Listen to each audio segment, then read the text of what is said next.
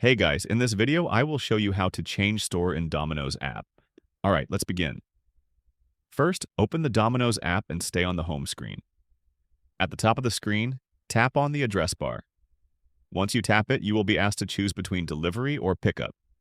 Select delivery to continue.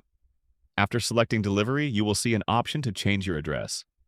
Tap on the change address option and enter your new address or postcode carefully. Once the new postcode is entered, the app will automatically search for nearby Domino's stores.